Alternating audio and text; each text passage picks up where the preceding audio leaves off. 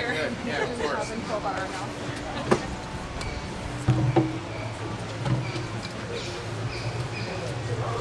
Well, there's a lot worse places in this world to be right now than right here in Okaloosa County. So I want to thank everyone for being here, and particularly the Gulfarium Marine Adventure Park for hosting us, which should be an exciting day of announcements. I think this park is an example of what tourism means for Florida. They just recently announced, I think many of you know, that they're going to embark on a major expansion that will add additional 1 million gallons of state-of-the-art dolphin habitat. And part of the reason they were able to do that is because this has been a place where people have been able to come over the last 2 years, unlike many other places throughout the country. So we're really excited to be here to also highlight these major tourism statistics that we're now able to report from the fourth quarter of 2021. And I think it's a testament to Florida really being the place that people look to. Yes, many people are moving here, of course, but so many people have visited here.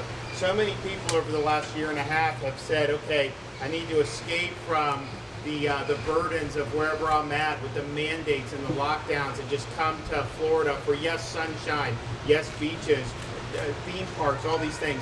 But I want to experience freedom and be able to be treated like a free individual. And so that's what we've been able to do. You can come to Florida and you can do what you want to do.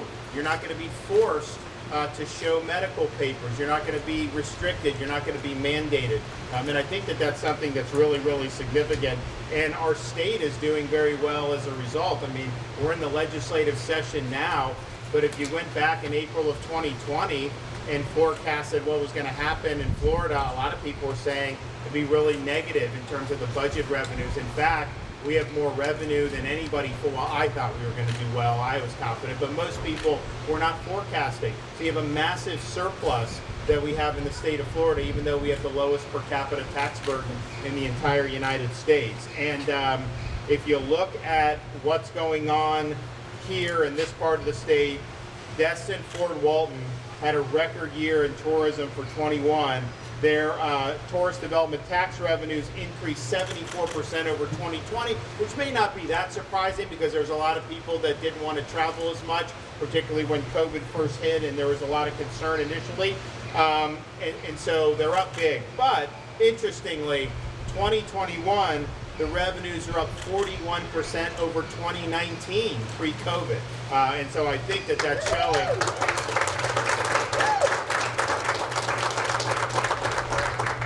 And I remember being here in Northwest Florida with my family. We just here for a couple days, summer of 2020, and you see the license plates: Texas, Louisiana, Mississippi, Alabama, Georgia, Tennessee.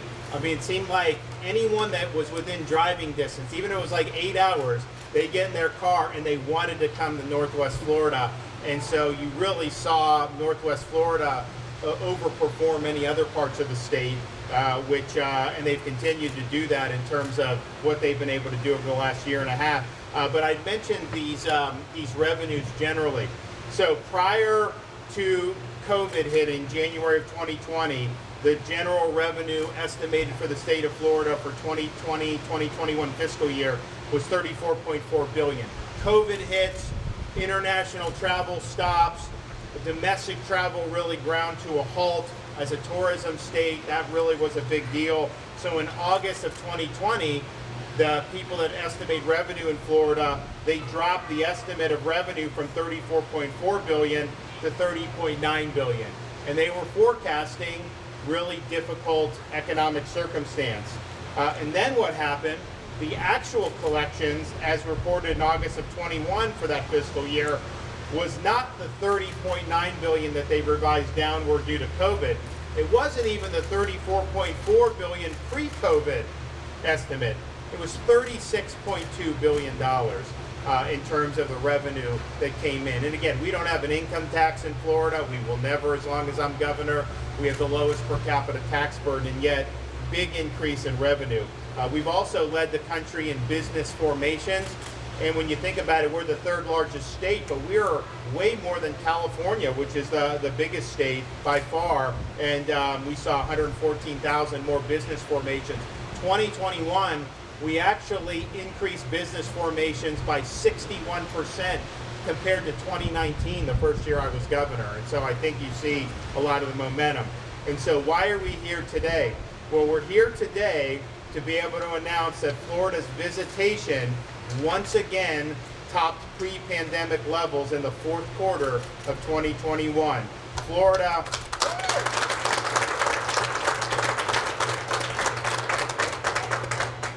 had 30.9 million visitors from October through December, higher than 2019 pre-COVID outright, and up nearly 60% from the same period in 2020. This is the second consecutive quarter that we had more visitors in Florida than the same time period in 2019 pre-COVID. And so you have Americans throughout our country, I think, have recognized it's a pain to travel internationally now. I mean, who wants to be stuck in a foreign country because you get some positive COVID test, which may be COVID that you had a month ago, but there's still dead virus or something, you're not even sick or infectious, and you could be stranded in a foreign country? I mean, people don't want to deal with that hassle. But then if you're looking to travel domestically, who wants to travel to some place where you want to go get a hamburger and you have to show your medical papers, or they force you to wear masks, or they force you to do all these things? And so in Florida, we don't do that. You know, it's a free state. You can make your own decisions about what you want or not do, but we're not doing passports. We're not doing mandates, and we're not doing any restrictions. And so people know when they come here, they can actually have a vacation. Why would you want to go someplace to vacation and then have someone hound you about your medical papers or about your mask or all these other things? So you make those decisions for yourself in the state of Florida. And it's not just other fellow Americans. We had, in the last quarter, 3 times as many Canadians come as was in the fourth quarter of 2020, because you see what's happening. There's huge restrictions, huge mandates, and so people, the snowbirds, have sought refuge in Florida. Some of them, of course, own property here, but many are also just visiting as tourists, and so you see that all about. In fact, in 2020, December, January 2021, we had a lot of Canadian snowbirds that have property here. They got vaccine in Florida because they couldn't get it in Canada. So we're continuing to see that, and I think you're going to probably see that more and more. Dana Young has pointed this out, but when is it, the last quarter or the last year with New York? Just found out in the last quarter. Okay. So in the last quarter, we actually surpassed New York for international travels coming. So they're coming to Florida more than New York. And New York had been #1 for like 20 years, and probably most even before that. And so we were able to do that. And again, I think it's because the experience, people know they're going to be able to come here, they're going to be treated with respect, and their personal decisions are going to be respected.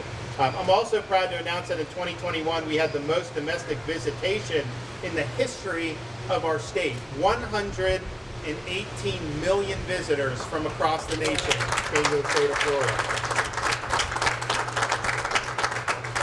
And amongst those visitors, I just have to point out, you have governors that have locked down their states, imposed mandates, imposed restrictions. You have big city mayors that have imposed lockdown policies. You have people on TV news networks that advocate for restrictions and lockdowns, and almost all of them have been criticizing Florida for a year and a half. And yet many of them are part of our visitation figure coming down to Florida. You find them on the beach, you find them somewhere else at some resort, all the while they're treating their own people very poorly and criticizing us for treating people with respect and protecting their freedoms. So yes, there are a lot of those lockdown politicians that are reflected in the 118 million visitors from across the nation. But look, you know, people vote with their feet, so they can say one thing, but what they do is often more important than what they say. Our state now, because of all these numbers, we have the highest hotel revenues ever in the history of Florida. $17.3 billion in 2021 in hotel revenues. Total passengers at Florida's 19 airports grew by 80% compared to 2020. I think it would grow more if Biden would get rid of the mask mandate on these airplanes. I mean, how ridiculous is it? They force you to wear a mask, but if you put the mask under your chin and you sip on water for 2 hours, then somehow it's fine and that's okay. It's irrational what they're doing with the mask mandate, but I know there are definitely people who just don't want to go through the hassle of having to be accosted about masks. So they should absolutely reverse the mask mandate, federal mask mandate on air travel. People have sued on it. Nobody's been successful. I think it's an irrational policy at this point, and hopefully they'll be able to. And how they treat these young children by forcing these 2-year-olds, you know, as a parent of young kids, it's hard to keep, particularly on a flight. You know, you have my daughter's going to be 2 in about a month and a half. It's hard to make sure that the kids behave as it is. You have to force a mask on them? Give me a break. I mean, it doesn't even work. So hopefully they'll take away the federal mask mandate. Although I'll tell you, I could see this just persisting indefinitely. I guess you'll have to wait till January 2025 to finally get rid of it. But it's going to be gone one way or another. The number of hotel room nights sold in 2021 in Florida was up almost 50% vis-a-vis 2020. The demand for vacation rentals, which many people in Northwest Florida understand, is at an all-time high. You know, my wife and I have actually thought about, hey, let's go to 30A. We can't find a place that's open on 30A. I mean, so it's really difficult to do. And vacation rental occupancy compared to 2019 pre-COVID is up almost 30% in 2021. And I'll tell you, this part of the state is driving that. And I mentioned foreign travel, but according to the National Travel and Tourism Office, 30.3% of overseas visitors to the U.S. went to Florida in 2020, which was an increase of almost 7 percentage points compared to 2019. And of course, the first time our market share of overseas travelers overtook New York, which I think they've been number 1 since 2001, was this year. So I want to thank everybody that's been involved. You know, I want to thank a lot of these local officials for making their community a place where people want to come and want to be. And this used to be a little bit more of a secret here in this part of the state. Not really anymore. I mean, people are beating down the doors to be able to get here. Many to buy homes here, but others just to be able to vacation here. But we do appreciate everything that you all have done.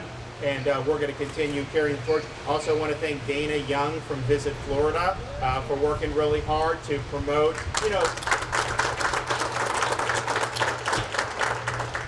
we live in an era where you have, New York-based corporate media outlets that basically propagate false narratives, partisan narratives every day. That's pretty much all they do. And so their whole narratives have been how bad Florida is. I mean, they've tried to do that for years.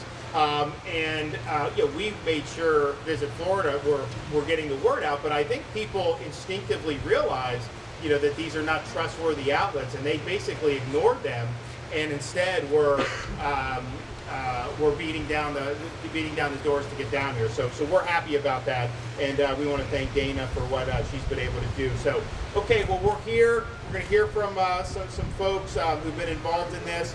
So we have Collier Merrill, who's going to talk a little bit more about what they're doing here. We have Chairman Ponder from the County Commission. We have Jennifer Adams from the local tourism, and then Dana Young from the state of Florida tourism. So Collier, you want to come up?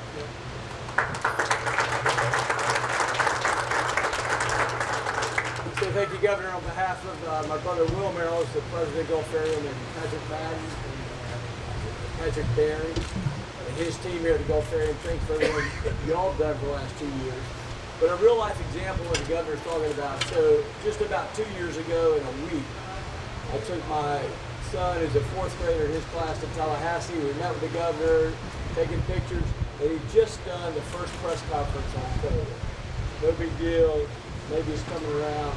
And then the world kind of changed. And so May 14th, March 14th, 20th, we had to close. Now, one thing, we own some restaurants and stuff in Pensacola, we can shutter those up. Here we've got 10 dolphins. We've got sea lions and porpoises. We've got hundreds of animals in here. You can't shutter up. So what do? Every day is the same staff coming in here, the same veterinarians, the same staff taking care of the animals. 20,000 a day, every day, whether there's a soul in here or not. What did the governor do? He let us open back up on May 15th. California closed, was still closed for almost another year.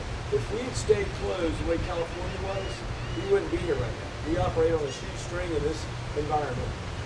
We love the tourists and really love the tourists, man. But we wouldn't be here. Just the money we made from May and our fiscal year ends in September was over $3 million, but we was pure profit. If you look at it that way, because we're already here. Maybe a ticket taker, variable cost. We couldn't have done it. So then we started October 1st, 2020, and we just finished our fiscal year, the best year we've had in 65 years. Best year in 65 years. While California was still closed until April of 21. So half of our fiscal year that we had the best we've ever had, over 340,000 people came through here. It was up 40%. Was because we were open. If we had been in California, there's no doubt we would not be here today. And so we had our best year ever this past, and we look for going forward in the future. We just kicked off, had to force my brother to DocuSign a loan document for $24 million. We're doing a big expansion to the north here. We've got the turtles we're rehabbing that we fish and wildlife, we rescue all the time. A lot's going on here, and this facility will remain open as we do this big expansion. But again, on behalf of the Gulfarium and the whole Panhandle government, thank you for what you did, keeping this open. Sure. Okay, Matt. I think we'll all attest here that if you can't find a unit on 30A, we'll find you one in Okaloosa County. Always honored to have you close by.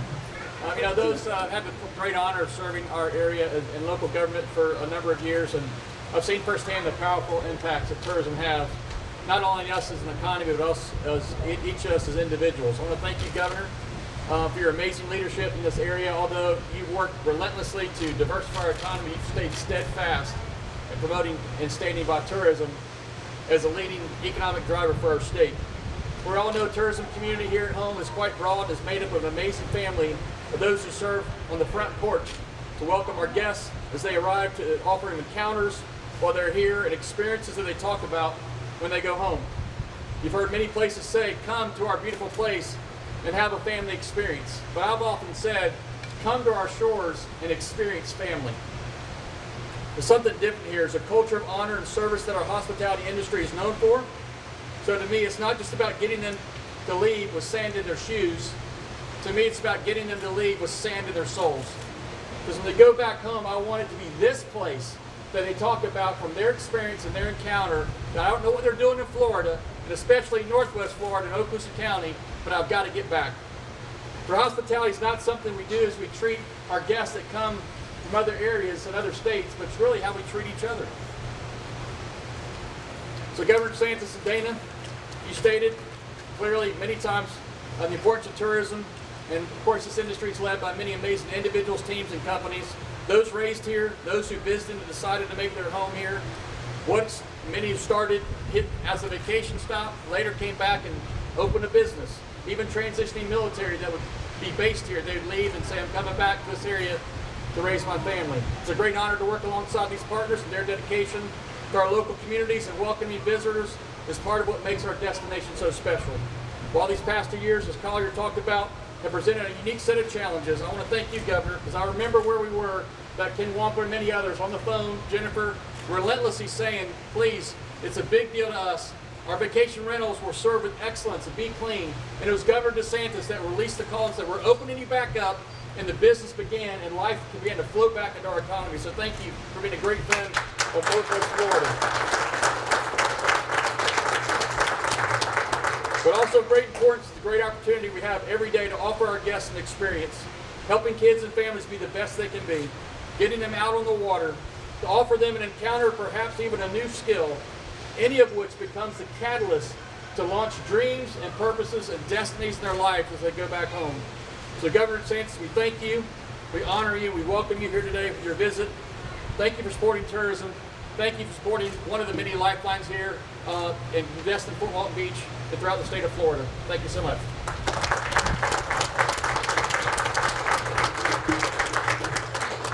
And I remember back in March of 2020, all of a sudden, like Disney and these parks closed. And I'm like, man. And then it's like, okay, well, what's going to happen? So it's like, well, we need to get you guys back open. And we worked on many parks. I think Disney was the last. But we had a lot of them in Orlando. They got back in May. They didn't want to do April, but they were willing to do May, and then Disney later. But yeah, a lot of these other states, they had parks closed for a full year. And I don't know how you can really make that work when you have it. So yeah, we're glad that we were able to get everyone up and running, because you need to do it. You got to continue to go with these jobs and give people an opportunity to live life. Okay, Jennifer Adams, Tourist Development Director, Okaloosa County.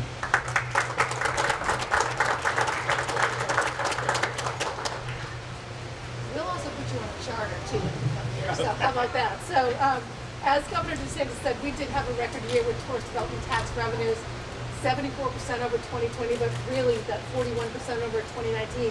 It's really important to know that how significant those revenues are, because they do more than just marketing this wonderful place. We restore our beaches, we clean the beaches, we clean the parks, we pay for public safety. And it's very important that those numbers are strong and good and continue to grow. And we thank you for that. One thing that you did for us, Governor DeSantis, is you made our partnerships better. As Commissioner Ponder said, we were on the phone every day almost. And as a team, a lot of these partners, we were ready when you would say we were open. In addition to the tourist development tax revenues, we decided to focus on visitor spend. Our goal was a 10% spend. We exceeded 30%, and that brought in $736 million above and beyond the tourist development tax revenue, which was $184 million more than we had projected. And that went directly back into our restaurants, our fleet, our shops, our guides, and we are very, very blessed for that. As a result of this growth, we've been able to introduce new products and innovations in collaborations with our partners, such as the Gulfarium. One way we've accomplished this is by introducing families to our Little Adventures, which are new bite-sized challenges that make it easy to help moms get their kids outside and make childhood an adventure again. Little Adventures has stimulated local businesses by helping them create new products and experiences for both our local and visiting families.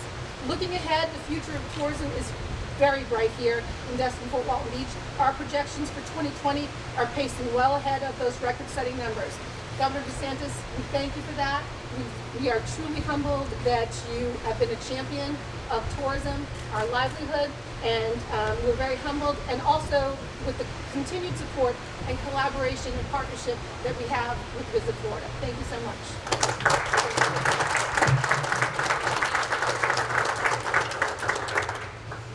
Jennifer brings up a good point about when people come, the restaurants. Most of these other states, these restaurants, a lot of them went out of business.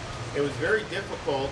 A lot of them aren't even allowed. I mean, they can't even serve who they want. Like if you have to have a shot record to even be able to sit down in some of these places. And so it's totally bizarre. And so here in Florida, they've been able to do very well. And I think a lot of restaurants have actually never done better than they've done over the last year or so. And so we're proud of that because, I mean, one, there's a lot of important people that work in those industries. These are good jobs. These are good folks. I don't think that and I know there's no government, but I don't think any of these resorts or restaurants should be making these servers wear masks. I go to these things. They don't want to wear them. And I'll speak to a group. There'll be 500 people at a dinner, and I'll speak. And nobody is wearing a mask, and I don't think they should, but then they make the wait staff wear masks during that time period. I'm thinking to myself, okay, what does that do If they want to do it for themselves, then fine. I mean, I think people should have that freedom. But in many cases, they're being forced to do it by the properties. And so, you know, I'd hate to say, like, I mean, maybe we need like a workers' bill of rights on some of this stuff, just to let people breathe freely when they're working, because I think it's theater. I don't think it's really serving a purpose. Not when you have 500 other people cavorting, and then you're going to impose this on 12 people who are working hard to serve. So I really hope we can just get beyond that. I think many restaurants have gotten beyond it. I think some hotels have, but I'll tell you, I've been to some places, and they're very appreciative of being in Florida that they're able to work. But I always say to them, well, when are they going to liberate you from the mask? And they're all like, we don't know, but they're all waiting for it. So any of these big companies that are running these hotels or resorts, liberate your employees from forced masking requirements.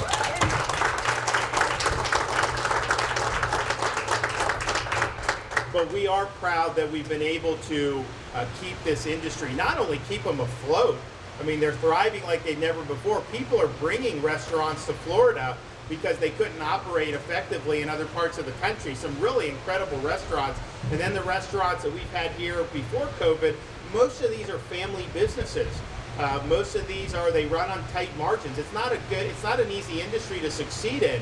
And having Fauci-type policies, Fauci, he would criticize Florida for having restaurants open all of summer of 2020, saying you shouldn't do it. He was acting like this is the worst thing ever. But I'll tell you, what he was really advocating for was the destruction of the livelihoods of tens of thousands of people in our state. And we stood by to protect those livelihoods, because somebody that is on the wait staff, or somebody that's a chef, or somebody that's tending bar, you see them there, but then you don't know when they go home. They have kids, they have mouths to feed, they have families to support, and to just say that they shouldn't be able to work, that was unacceptable in Florida. And so we made sure we stood by those folks. And now you have these folks doing very well, really across the board in our state. And so we're proud of it. I mean, our hospitality industry is a bedrock part of our state.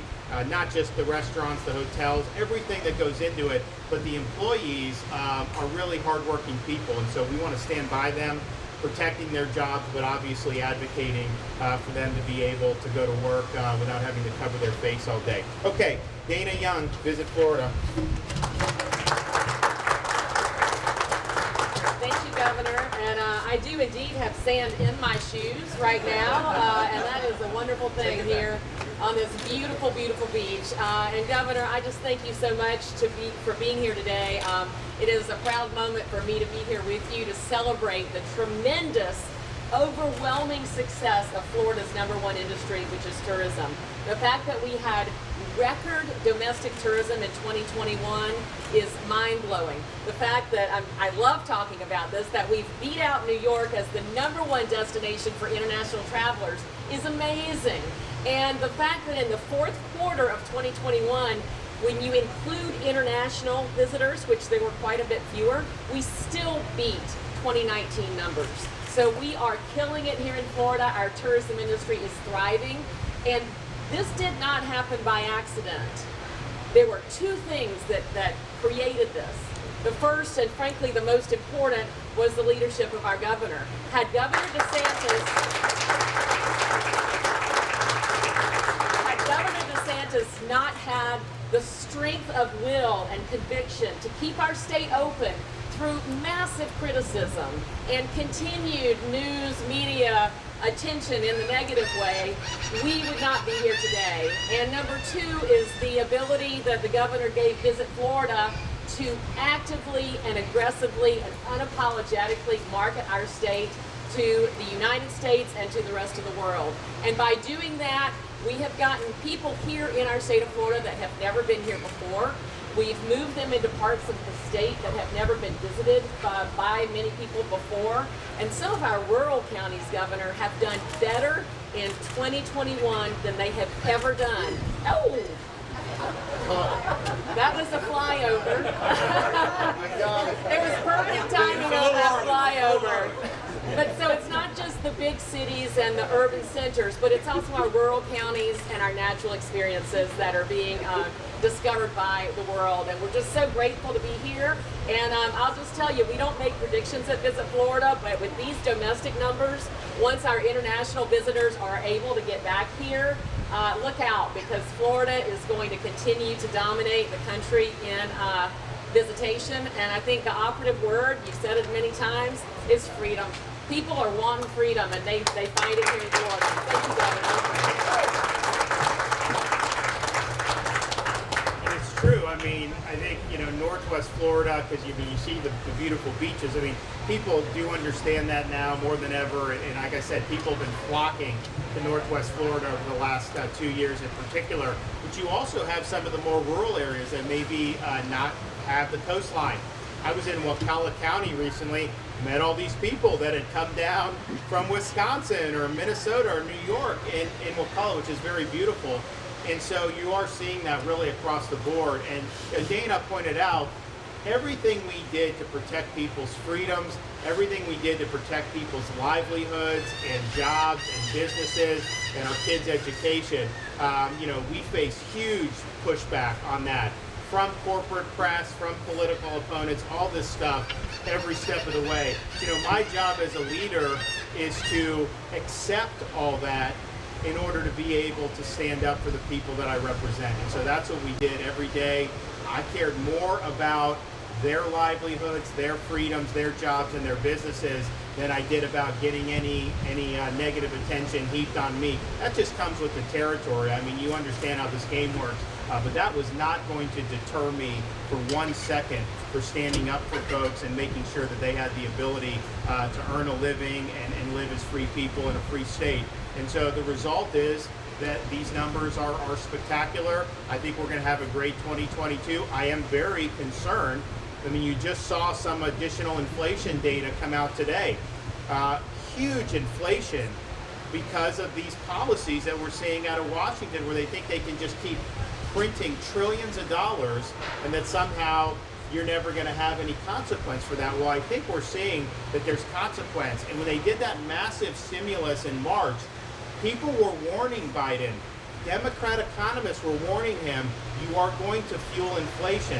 And that's exactly what happened. So now you have a situation where they say consumer inflation 7.5%. I can tell you it's much higher than 7.5%.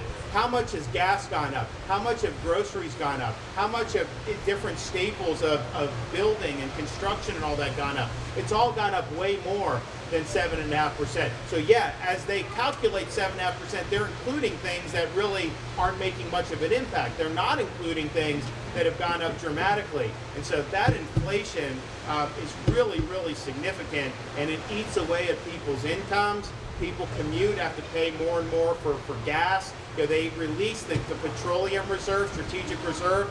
It didn't make a dent. I mean, I think gas now just hit another domestic record over the last however many years. And so the policies out of Washington are hurting the country. Florida, we fought back against Biden on a whole variety of things. I mean, if it were up to Biden, we would have had tens of thousands of people lose their jobs because of these mandates. We stepped in, called a special session. We protected nurses and cops and firefighters and people working in the private sector because it was the right thing to do. Yes, they shortchanged Florida on all this. They cut our medication, so we went out and got more in the summer. That's helped a lot of people with the monoclonal antibody treatment. I mean, I see people every day who were able to get that in Florida, and they said I wouldn't have been able to get that if it were another state. So we've been able to fight back against it. We're going to continue to do it. I think we're going to have a good legislative session, but the fact is, this inflation has really been a self-inflicted wound because of a lot of these federal policies. And had they been more responsible and a little more prudent, we may not be in the situation that we're in right now. So our message is they need to reverse course. They need to embrace better policies, because I don't think people are going to be able to handle 7-8% inflation indefinitely. And I think you're going to see it. Now, what we've done in Florida to try to combat it is two things. One, we're working to give a gas tax rebate or gas tax holiday for folks who are suffering under high fuel prices, which will make a difference. It'll be about 25 cents a gallon. And we're working with the legislature on that. But we've also stepped up on our ports, and we're now taking more of these ships that had been stranded off these coasts. And so a lot of the traffic is up 10, 15% at some of our key ports. So we're going to continue to do that to help alleviate a lot of the burdens on the supply chain. But a lot of those burdens were inflicted through bad policies that have been done over the last year and a half. You also have more need to have people with jobs inside the supply chain, like truck drivers. So we've done a huge expansion of commercial driver's license. We were in Northwest Florida. When were we here? When we did that announcement? Were you guys here with us? Yeah, a couple months ago. Well, we've not only done it here, we've done it in Northeast Florida and in Central Florida, a whole bunch of places. Because we need those folks that are going to be able to participate in the economy. People take for granted truck drivers. They take for granted people working at our ports. They take for granted all these things that without which the entire economy kind of just grounds to a halt. So we're supporting those efforts. We have made a difference, but we're one state of many. So, but that inflation is really hurting a lot of people, and it didn't have to be. But nevertheless, we find ourselves here. We're proud of being a place people can come to, and we're proud of what we've been able to do over the last couple years. And I can tell you, those tourism numbers, this part of the state, Northwest Florida, has been a huge engine of all the success we've had. So my hat's off to everyone in the local community. All right, take a couple questions. Governor, Yes, sir. many people in Northwest Florida saw their utility bills jump hundreds of dollars after Gulf Power merged with Florida Power and Light. Law firm Levin Papantonio believes that it was never the interest of the consumers, and calls on you, the governor, to look into how it happened and ask the Public Service Commission to reopen discussions on rate hike. Do you plan to take action, and what would you say to the folks at home who are concerned about their power bills? Well, obviously, when you have the prices rising through everything, it's a huge burden on people to be able to see gas bills, energy bills, all this stuff go. My view is, we want to have affordable energy in the state of Florida, and we're committed to doing that, and that's where we're going to be on that. Yes. I have a question kind of related to this talk today. You hear billions, you hear millions. Obviously, spending is up and money is up to increase these tourism here. Especially Gulfarium has an expansion. The TDC is doing new programs. For you, what is your focus to make the increase continue? Is it protect the environment? Is it grow business? Is it more marketing? Well, I think we're doing a lot of all those. I mean, we've done more on environmental protection and restoration than any governor in the history of the state. And actually, if you look at our restoration efforts, we've done more on restoration than many other states. I don't know that there's other states that have even done what we've done if you've looked at the scale that we're doing. We're working with the legislature to kind of bring that in for a landing going forward because we want to have another good year in that regard. And yes, that's Everglades and South Florida, but it's also water quality, it's springs, it's coastal renourishment, beach renourishment, all these things, resiliency when we have hurricanes. I mean, this part of the state is hurricane prone probably more than any other if you think about it, because anything that goes underneath the Keys, it's going to turn north. And the question is, if it turns north quickly, it hits Florida. If it turns north a little later, it'll hit Alabama, Mississippi, Louisiana. If it doesn't turn north until late, it hits Texas. But it's going to hit someplace. And so you have to build resiliency in the community. So we've been able to do that, put a huge amount of that. So I think understanding that we have a unique environment is important. I also think infrastructure writ large. We need to have the ability for people to get around. Roads, bridges, all these things are really important. That's why we're going to fully fund the Florida Department of Transportation work program, which is something that's really, really important. In terms of business, I mean, we have a good environment. I don't have to offer anyone any special deals. They want to be in Florida because they understand, one, they're not going to get shut down. Two, they understand that we have a good business climate. We have low taxes. And I think they have confidence that this is a place that they're going to be able to succeed. So I think you're going to continue to see it keep going. I think part of what happened with our state was because there were so many other parts of the country that may normally be tourism destinations, but you were going into Fauciville if you visited there. You'd have all these restrictions, or you'd have lockdown, you'd have all kind of crazy policies, and I think people didn't want to do that. So instead they came to Florida, and many people, of course, have been to Florida, but I think more people saw more aspects of our state than have ever done that before. And so I think for sure you've seen that in Northwest Florida. And I mentioned, I mean, you know, it's hard to find vacation rentals in different parts of Northwest Florida. But you also look at like Sarasota. That airport, I think, has the largest increase in domestic flights in the country, certainly one of the best in the country, and number one in our state.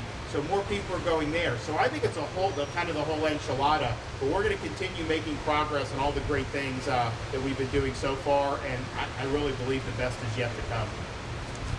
All right, thanks everybody. Appreciate it.